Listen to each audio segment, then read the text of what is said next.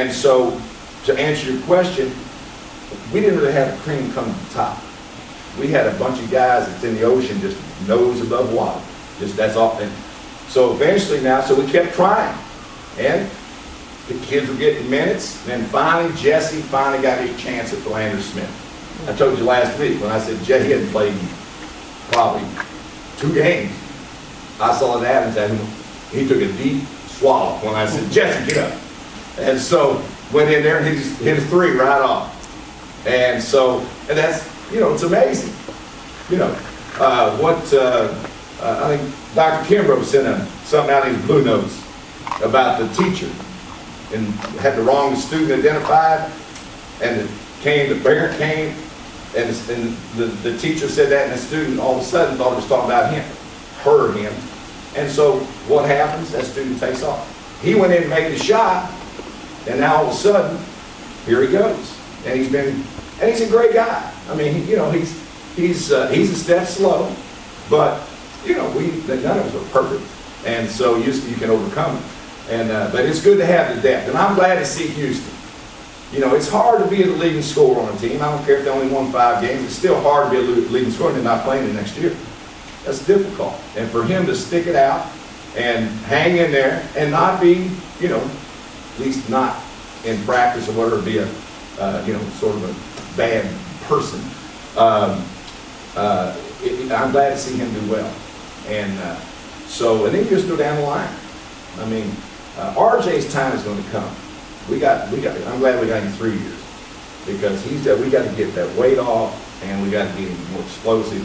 But there's going to come a game, and I told him this last Tuesday at film study. There's going to come a time when we're going to need you. Now, are you going to be ready? Now he finally, I think, has got his eyes opened up that, hey, I'm going to have to do this. See, RJ's one of those kids that's been 6'9", probably since 8th grade, and he just was tall. So consequently, when you're tall, you put up big numbers, and never did have to play with your knees bent, butt down to run the court, see, and things that we expect you to do here. But yeah, I'm glad we got the depth, and it's got to get well. Hopefully, Dimitri, it wasn't a high ankle sprain, but I don't know if he'll play tomorrow night. And we do play Loyola tomorrow night, and of course we got Xavier Saturday. Anything else? Any other questions? Sam?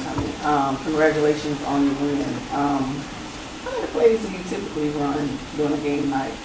I like your overload play. I know that you run that a lot, so I do like that play. But how many do you typically? We have several quick hitters. If we want to get a quick shot, if we get behind 10, 12 points, something we can get down, get it to the right kid, the right person. See, the thing I found about NAI, there's certain players can do certain things, but very few players can do a lot of things. So you have to, if you want to feed the post or get the ball inside, there's only a few people on our team that can do that. And so we want to have the ball in the right person's hand, getting it to the right person quick. And then they know that they got the green light to shoot.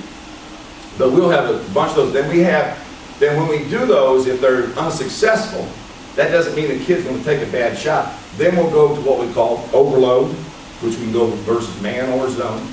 We can go 1-4 pick and roll, which you can go man or zone. We go 1 game wings low, all those are at the end of something that it's continuity is the word I'm looking for. So, but overall, well, you've heard me say 1 game, wings low, row the post, forward back door. So, yeah. See, these kids thought I was crazy when we started this. I said, y'all going to have to learn, pay attention. This is not just out there, we're just going to run up down court. And so, but they've done it, we got a good group though. But yeah, we've got several. We've got, whatever they throw at us, we've got something we can come back at you with. All right? I used to have dreams, wake up in the middle of the night. Dr. Barnes jumped on him when she was playing Kimbrough, and he started pressing, and she runs over to me, have you got the damn press break in yet? I said, no, I have not put press break in yet. We haven't gotten that far yet. We'll be practicing 2 weeks. So, So we didn't have a counter that night. But anyway, I thought to myself, I must be crazy taking this job. But anything else? Next year I got to get the plays early, so I have some time to really. There you go. I was really lost by a couple. So I'm still a little upset. I don't like to lose, so. But I was going to ask you real quick about Tougaloo. It seemed like I was thinking that they are a tough matchup. They're long, they're quick, they're athletic, but it seems like they play a little bit out of control. And so how do you, because they made a lot of errors, and as talented as they are, they always just seem like they were on the brink of just being completely out of control. How do you game plan for a team that seems to me lacks some discipline? They do lack a lot of discipline. And what they try to do is they try to get you into that play. And all they're trying to do is outscore you. Yeah. They just like going, hey, let's go down to the playground, we're going to throw it up and play. And generally, that in cases like that, that talent's going to take over.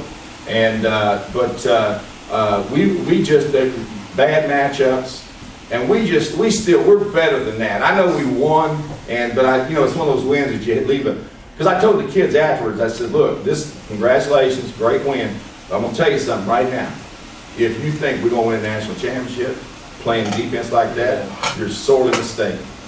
So y'all can pat yourself on the back if you want to, but our goal is much, much bigger than this.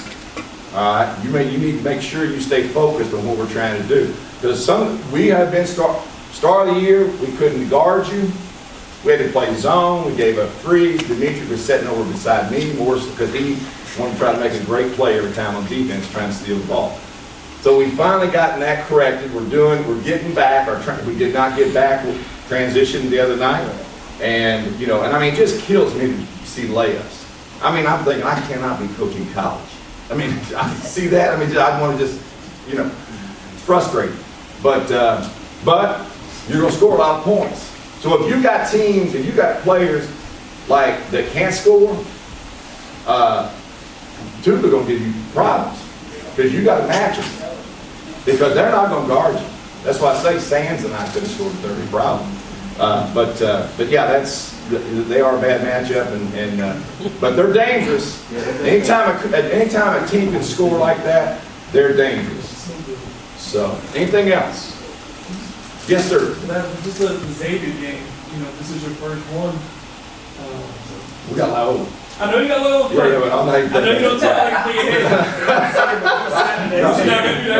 I'm not talking about. We got not the matchup itself, okay, but just the rivalry and just what it means on the campus. Obviously both of these games are in the city, schools that you see all the time, but in particular, having for the first time in years, really, to go into that Xavier game with the campus feeling like this game really matters beyond just a rivalry. It matters. So stepping into that. Well, you throw into what we're about.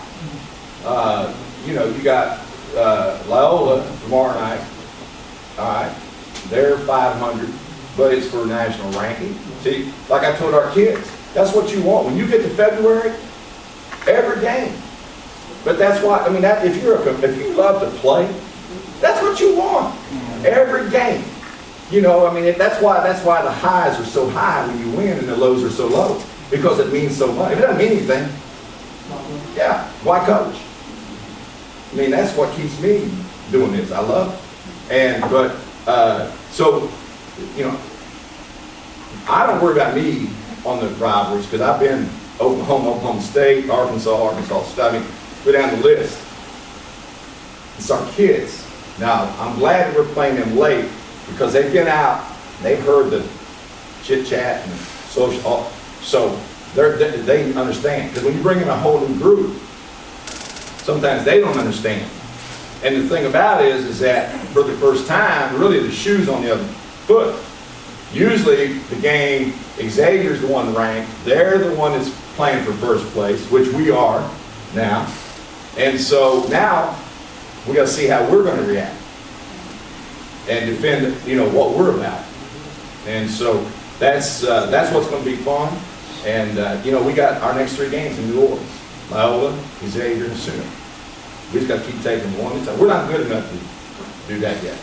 Now we will be eventually, but right now we just got to be humble and keep doing what we've been taught and play hard and everybody's gonna be fine. All right, any others? Hail Dillard. Thank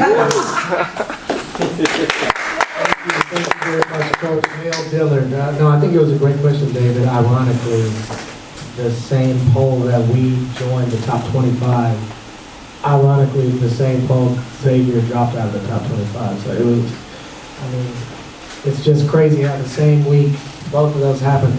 They actually had the record 55 straight weeks into the top 25. They've been on a range. So 55 straight polls. It's a new day in New Orleans, of course. But we encourage you to come out tomorrow night, Loyola, 7 p.m., and then Saturday at Xavier University's Convocation Center, 3 and 5 o'clock before Endymion. Make sure to come out and support the conference. Yeah, it's going to be tough, but we do invite you to come before you go have your fun. So, hail Dillard. This is That's it. right. Thank y'all so much once again, and take care.